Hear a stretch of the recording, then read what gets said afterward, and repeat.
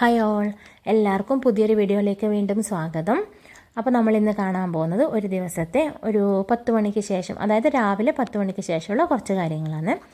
അപ്പോൾ മക്കളൊക്കെ പോയതിന് ശേഷം ചായ കുടിച്ചു, അതായത് കാലിച്ചായ കുടിച്ചു. പിന്നെ കുളിയൊക്കെ കഴിഞ്ഞു, ബ്രേക്ക്ഫാസ്റ്റൊക്കെ കഴിക്കാനുള്ള ഒരു സമയമാണ്. ഒരു 10-10:30 എന്നൊക്കെ പറയുന്നത്. ആ സമയത്തൊക്കെ ഇവിടെ നല്ല മഴയായിരുന്നു കേട്ടോ. അപ്പോൾ ആ മഴയാണ് നിങ്ങൾ കണ്ടത്. പിന്നെ ഇനിയിപ്പോൾ ഇതാ നമുക്ക് ബ്രേക്ക്ഫാസ്റ്റ് ഉണ്ടാക്കാം. നമ്മൾ എന്നും ഉണ്ടാക്കുന്നത് ദോശ തന്നെയാണ് കേട്ടോ. അപ്പോൾ നിങ്ങൾ വിചാരിക്കുന്നുണ്ടാവും എപ്പോഴും ദോശ തന്നെയാണല്ലോ എന്നല്ലേ. അതെന്താണെന്ന് വെച്ചാണ്ടല്ലോ, ഇവിടെ കുട്ടികൾക്ക് കൂടുതൽ ഇഷ്ടം ദോശയാണ്. അവർക്ക് സ്കൂളിൽ കഴിച്ചിട്ട് പോകാനും കൊണ്ടുപോകാനും ഇഷ്ടം ദോശ തന്നെയാണ്. പക്ഷേ കൊണ്ടുപോകാന്ന് വെച്ചാൽ ലഞ്ചിന് ഞാൻ ദോശ അങ്ങനെ കൊടുത്തു വിടലില്ല, കൂടുതലും ചോറ് തന്നെയാണ് കൊടുത്തു വിടൽ. അപ്പോൾ ഇതുപോലെ നല്ലോണം പരത്തി നേരത്തെ ദോശ ഉണ്ടാക്കി അതിൽ കുറച്ച് നെയ്യൊക്കെ ഒഴിച്ചു കൊടുത്തു കഴിഞ്ഞാൽ അവർക്കത് ഭയങ്കര ഇഷ്ടമാണ്. ഇതിലിപ്പോൾ ഞാൻ നെയ്യൊന്നും ഒഴിക്കുന്നില്ല കേട്ടോ. ഇതിപ്പോൾ ഞാൻ എനിക്കും സുനിയേട്ടനും വേണ്ടിയുള്ളതാക്കുന്നതാണ്. അപ്പോൾ അതുകൊണ്ട് ഇതിൽ നെയ്യൊന്നും ആക്കുന്നില്ല. അപ്പോൾ ഇതുപോലെ പരത്തി നെയ്യൊക്കെ ഒഴിച്ച് കുട്ടികൾക്ക് കൊടുത്തു കഴിഞ്ഞാൽ പിന്നെ അവർക്ക് ചമ്മന്തി വേണം, കറി വേണം, അങ്ങനെയൊന്നുമില്ലേ. അതുകൊണ്ട് എന്താ വെച്ചാൽ അതൊക്കെ കൊടുത്തു കഴിഞ്ഞാൽ കേട്ടോ അവർക്ക് ഇഷ്ടമല്ലാത്തത്. അപ്പോൾ ഇങ്ങനെ ഉണ്ടാക്കിയിട്ട് തന്നെയാണ് കൂടുതലും കഴിച്ചിട്ട് പോലെ. പിന്നെ രാവിലെ തന്നെ ചമ്മന്തി കൂട്ട്, കറി കൂട്ട് അങ്ങനെയൊന്നും പറഞ്ഞ് ഞാൻ അങ്ങനെ നിർബന്ധിക്കലുമില്ല. അപ്പോൾ ഇതാ നമ്മൾ ആദ്യത്തെ ദോശ ആയിട്ടുണ്ട്. ഇനിയിപ്പോൾ രണ്ടാമത്തെ ദോശയും കൂടി ഒഴിക്കാം. പിന്നെ നമ്മൾ എന്താണെന്ന് വെച്ചാൽ ദോശയാക്കുന്ന ദിവസം അങ്ങനെ ഉണ്ടാക്കി കാസറോളിൽ വെക്കുക, പിന്നെ വേണ്ടപ്പോൾ എടുത്ത് കഴിക്കുക, അങ്ങനത്തെ പരിപാടിയൊന്നുമില്ല. വേണ്ട ദോശ വേണ്ടപ്പോൾ മാത്രം ഉണ്ടാക്കും. കൂടുതൽ ഉണ്ടാക്കി വെച്ച് കഴിഞ്ഞാൽ പിന്നെ അതിൻ്റെ ആ ഒരു സ്വാദ് മാറുന്ന പോലെ തോന്നലുണ്ട് എനിക്ക്. പിന്നെ ഇതാ നമ്മൾ വെള്ളം കുടിക്കാനുള്ള വെള്ളം വെച്ചിട്ടുണ്ടായിരുന്നു. അതിലേക്ക് ഇനി നമുക്ക് കുറച്ച് മഞ്ഞൾപ്പൊടി ചേർത്ത് കൊടുക്കണം. ഞാനിപ്പോൾ കുറച്ച് വർഷങ്ങളായിട്ട് കൂടുതലും കുടിക്കാനുള്ള വെള്ളത്തിൽ മഞ്ഞൾപ്പൊടി തന്നെയാണ് ചേർക്കൽ. എന്നുമല്ല, ഇടയ്ക്കൊന്ന് മാറ്റി പിടിക്കും. അതായത് ചിലപ്പോൾ ഏലക്കായി ചേർത്ത് കൊടുക്കും, ഇല്ലെങ്കിൽ ചിലപ്പോൾ 2-3 ഇല തുളസി ചേർത്ത് കൊടുക്കും, ഇല്ലെങ്കിൽ നമ്മളെ കരിങ്ങാലി അല്ലെങ്കിൽ പതിമുഖം അങ്ങനെയൊക്കെ ഉണ്ടല്ലോ, അങ്ങനെ എന്തെങ്കിലുമൊക്കെ ചേർക്കും. ഇടയ്ക്കൊന്ന് മാറ്റി പിടിക്കുവേ.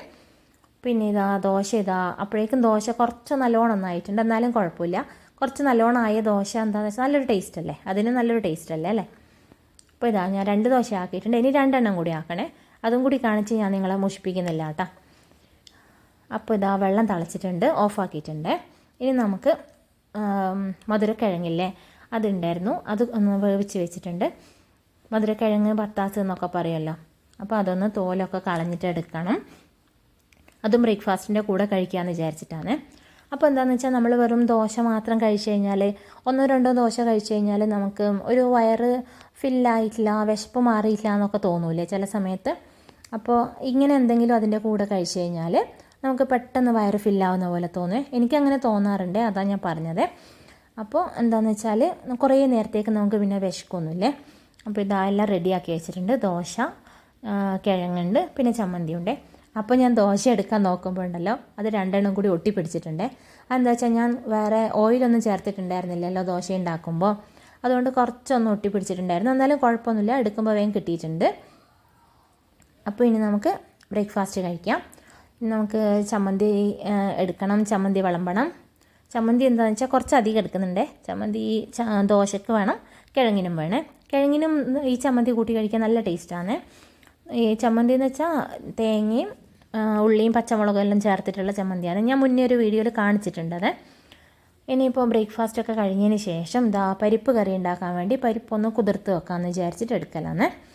പരിപ്പ് എന്താ പറയുക, കുറച്ചൊന്ന് വെള്ളത്തിലൊന്ന് നല്ലോണം കഴുകിയതിന് ശേഷം ഒന്ന് കുതിർത്ത് വെച്ചാൽ കുറച്ച് പെട്ടെന്നൊന്ന് കുക്കായി കിട്ടുമല്ലോ. അതുകൊണ്ടാണ് ഞാൻ തോരപ്പരിപ്പാണ് എടുത്തിട്ടുള്ളത്. അതൊരു 3-4 തവണ കഴുകിയതിന് ശേഷം കുറച്ച് വെള്ളത്തിലൊന്ന് കുതിർത്ത് വെച്ചാൽ കുറച്ച്, എന്നാലും എങ്ങനെയായാലും ഒരു 3-4 വിസിൽ വേണ്ടി വരും, എന്നാലും കുഴപ്പമില്ല. പിന്നെ എന്താണെന്ന് വെച്ചാൽ ഇവിടെ പരിപ്പ് കറി എല്ലാവർക്കും ഭയങ്കര ഇഷ്ടമാണ്. ചോറിനായാലും ചപ്പാത്തിക്കായാലും പരിപ്പ് കറി നല്ല ടേസ്റ്റ് അല്ലേ. അപ്പോൾ അതുകൊണ്ട് പരിപ്പ് കറി ഇടയ്ക്കിടയ്ക്ക് ഉണ്ടാക്കുവേ. ഇനിയിപ്പോൾ അടുത്ത പരിപാടി എന്താ വെച്ചാൽ 1-2 ദിവസത്തേത് അലക്കാനുണ്ടായിരുന്നു. അപ്പോൾ വാഷിംഗ് മെഷീനിൽ ഇടേണ്ടത് ഉണ്ടായിരുന്നു, പിന്നെ അലക്ക് കല്ലിൽ കൊണ്ടുപോയി അലക്കേണ്ടതുണ്ടായിരുന്നു. അപ്പോൾ വാഷിംഗ് മെഷീനിൽ തുണി ഇട്ട് വെക്കുന്നുണ്ട്. പിന്നെ എന്താ പറയുക, പിന്നെ അലക്ക് കല്ലിൽ അലക്കാനുള്ളത് കുതിർത്ത് വെക്കുവാൻ വേണം. പിന്നെ ഞാനിത് എന്താ പറയുക, അലക്ക് കല്ലിൽ അലക്കേണ്ടത് വേറെ തന്നെ കുതിർത്ത് വെക്കണമല്ലോ. അതിൽ ഡിറ്റർജൻറ്റൊക്കെ, മറ്റേ ലിക്വിഡ് ഡിറ്റർജൻറ്റാണ്, അതൊക്കെ ഒഴിച്ചു കൊടുക്കുന്നുണ്ട്. അപ്പോൾ ഒരു 1-2 ദിവസത്തെ അലക്കാനുള്ളതുകൊണ്ട് കുറച്ചധികം ഉണ്ട്. ഇനിയിപ്പോൾ വേണ്ടത് അലക്ക് കല്ല് അലക്കാനുള്ളതൊന്ന് കുതിർത്ത് വെക്കണം. അതിനുള്ള പരിപാടിയാണ്. അപ്പോൾ ഇതാ പുറത്തുനിന്ന് അലക്കേണ്ടതെല്ലാം കുതിർത്ത് വെച്ചിട്ടുണ്ട്. അതപ്പോൾ കുറച്ച് കഴിഞ്ഞിട്ട് വേണം ഇനി പുറത്ത് കൊണ്ടുപോയിട്ട് അലക്കാൻ വേണ്ടിയിട്ട്. അപ്പോൾ ഇനി അടുത്ത പരിപാടി എന്ന് വെച്ചാൽ ഉപ്പേരീൻ്റെ പരിപാടിയാണ്. അപ്പോൾ ഇതാ ഉപ്പേരി വെക്കാൻ വേണ്ടിയിട്ട് വാഴക്കൂമ്പ് എടുത്ത് വെച്ചിട്ടുണ്ടായിരുന്നു. അപ്പോൾ അതെടുത്ത് അമ്മേനെ ഏൽപ്പിച്ച് കഴിഞ്ഞാൽ അമ്മ അത് ചെറുങ്ങനെ മുറിച്ചോളും. അമ്മ തന്നെയാണ് ഉപ്പേരി വെക്കലും, അമ്മ തന്നെയാണ്. അപ്പോൾ നമുക്കിവിടെ കുറച്ച് വാഴയൊക്കെ ഉള്ളത് കൊണ്ട് അധികവും ഇങ്ങനെ വാഴക്കൂമ്പ് അല്ലെങ്കിൽ കാമ്പന്നെ ആയിരിക്കും ഉപ്പേരികൾ ഉണ്ടാവൽ. ഇനിയിപ്പോൾ അടുത്ത പരിപാടി എന്ന് വെച്ചാൽ ഇന്നലത്തെ ചോറുണ്ടായിരുന്നു. അപ്പോൾ അതൊന്ന് തിളപ്പിച്ച് വാർക്കണം. അതിന് വേണ്ടി വെള്ളം എടുക്കാൻ പോകുന്നത്. അപ്പോൾ വെള്ളം എടുത്ത് ഇതാ വെച്ചിട്ടുണ്ട്. ഇൻഡക്ഷനിലാണ് വെച്ചിട്ടുള്ളത് ചോറ് തിളപ്പിക്കാൻ വേണ്ടിയിട്ട്. അപ്പോൾ ഇനി അടുത്ത പരിപാടി കുക്കറിൽ പരിപ്പ് വേവിക്കണേ. പരിപ്പ് കറി ഉണ്ടാക്കാൻ വേണ്ടി അതേ വെള്ളത്തോടെ തന്നെയാണ് ഞാൻ ചേർക്കുന്നത്. ആ വെള്ളമൊന്നും മാറ്റലില്ല. അതേ വെള്ളം തന്നെയാണ് അതിലൊഴിക്കൽ. പിന്നെ അതിന് ശേഷം അതിൽ കുറച്ച് തക്കാളി ഇട്ട് കൊടുക്കണം. ഞാനൊരു തക്കാളി ഇട്ട് കൊടുത്തിട്ടുണ്ട്. അപ്പോൾ കുറച്ചൊരു പുളിപ്പുണ്ടാകുമ്പോൾ നല്ലൊരു ടേസ്റ്റാണ്. പിന്നെ 2 പച്ചമുളക് ഇട്ട് കൊടുത്തിട്ടുണ്ട്. ചെറിയൊരു എരിവ് വേണമല്ലോ, അതുകൊണ്ട് 2 ചേർത്താണ്. പിന്നെ കുറച്ച് ഇഞ്ചി ഇട്ട് കൊടുത്തിട്ടുണ്ട്. ഇഞ്ചി കുറച്ചൊന്ന് ഗ്രേറ്റ് ചെയ്തിട്ടാണ് ഇട്ട് കൊടുക്കുന്നത്. പിന്നെ വേണ്ടത് വെളുത്തുള്ളിയാണ്. വെളുത്തുള്ളി ഇട്ട് കൊടുത്തിട്ടുണ്ട്. പിന്നെ കുറച്ച് മഞ്ഞൾപ്പൊടി വേണം.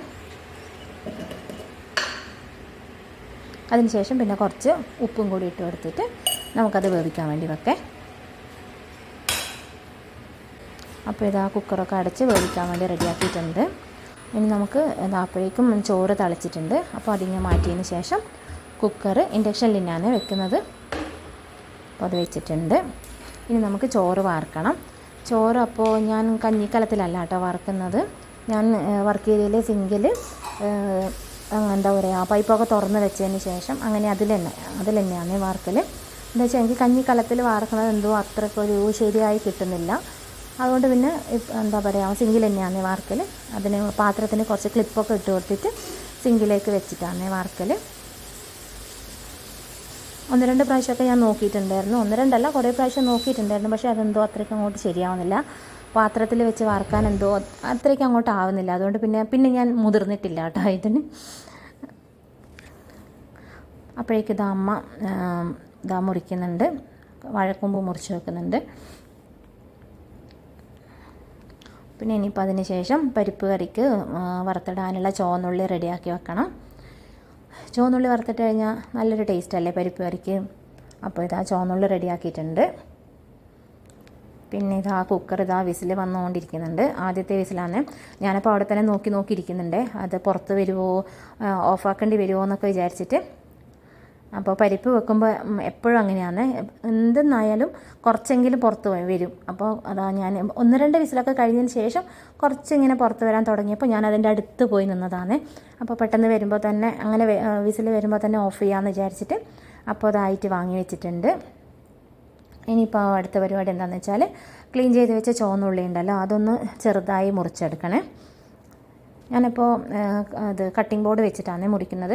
കയ്യിൽ വെച്ച് മുറിക്കുമ്പോൾ അത് എന്താ പറയുക കൈ മുറിയോ എന്നുള്ളൊരു പേടിയുണ്ട്. കൂടുതലും കട്ടിംഗ് ബോർഡ് വെച്ചിട്ടാണ് മുറിക്കൽ.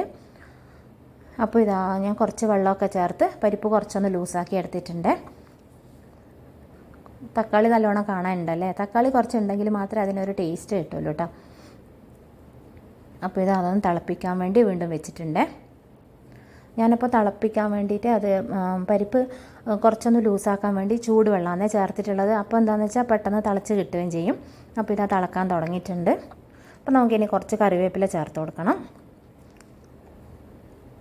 പിന്നെ തിളച്ചതിന് ശേഷം നമുക്കതങ്ങ് വാങ്ങി വെക്കാം. ഇനിയിപ്പോൾ നമുക്ക് വേണ്ടത് അതിലേക്ക് ഉള്ളിയൊക്കെ വറുത്തിടണം. അടച്ച് വെക്കാം കേട്ടോ, ഇല്ലെങ്കിൽ ചിലപ്പോൾ കറിവേപ്പില അതിൻ്റെ ഫ്ലേവറൊക്കെ അങ്ങ് പോയാലോ അല്ലേ.